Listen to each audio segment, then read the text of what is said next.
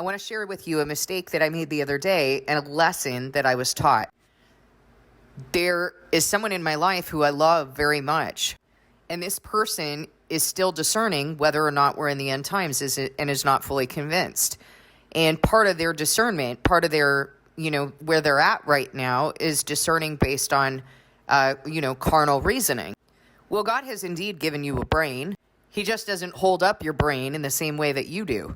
So this person started to attempt to engage me in that carnal reasoning. And part of what he was saying is that, well, the times aren't that bad. A lot of things have gotten better. And then he started going down the social justice issues and all of the things that the world likes to talk about. And I engaged him. Now, notice that I said that he attempted to engage me and I suckered in, okay? That's my responsibility. It's not his fault that he engaged me because that's where he's at.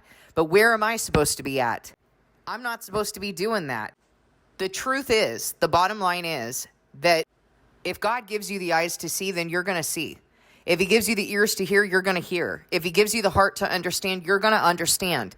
You're going to know the times. And the thing that I really needed to do, the thing that I should have done, was to tell him, look, I understand that you're struggling with this, but I am not going to engage you in a carnal way because that's not going to prove fruitful. That's the way that the world argues. That's what, a lot of people who claim to be religious argue all the facts, argue all the research, right? Well, research says this. Well, no, research says this. And then they just go around in a circle.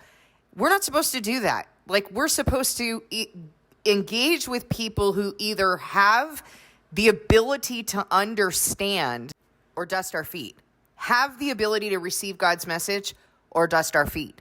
If they don't have that ability, we don't start meeting them where they're at and speaking as the world speaks. But that's what I attempted to do. And I found myself getting frustrated because he wasn't hearing and he wasn't seeing. And what I should have done was to stop and recognize that I was in the wrong. That I was in the wrong trying to have a conversation with someone who has not been given spiritual eyes or understanding. And so I want to tell you what we should be doing when that's happening. We step back. We don't argue as the world argues. We step back and we say, you know what? I'm aware that you are, you're having difficulty seeing this and being fully convinced of this. What needs to happen is that you need to receive that from God. It's not something that I can convince you of because you know what? I didn't receive this from my carnality. I received it from God. The same thing goes every time that you find yourself in a conversation like that, any kind of conversation, whatever the topic is, if it has to do with something that God has revealed to you and you're trying to convince someone who has not been given the eyes to see, what you need to say is you need to go pray for the eyes to see whether what I'm saying is true or not. And don't just pray to see if what I'm saying is true, but also if what I'm saying is not true. Ask God to prove to you either way what the truth is. And then you sit and wait to receive that from him. And then we can have a conversation. Because then we'll be able to have a conversation on what God knows is true. And he is capable of bringing us together in unity and in truth by his Spirit.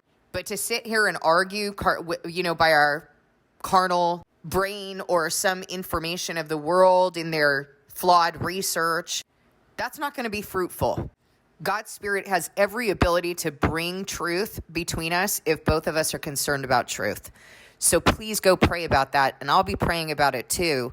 And then let me know. Let's have a conversation when you receive your answer.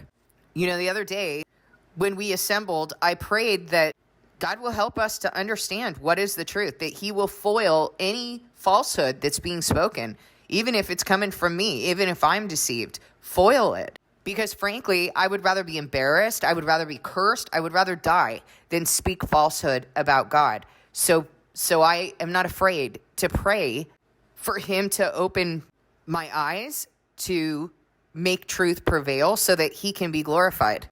But I know the things I've heard from him. I know the things that he has talked with me about. I know the ways that he has led me and instructed me. So I'm not afraid to pray those things. And I'm not afraid to tell someone, I am not the one who can convince you of this. This is something that you need to receive from God. Now, I want to tell you something else. I didn't do that in the moment. I didn't do it in the moment I got caught up in it because I'm fallible, but I did do it later. After praying about this situation and taking it up with God, I realized where my mistake had been, and I did it later.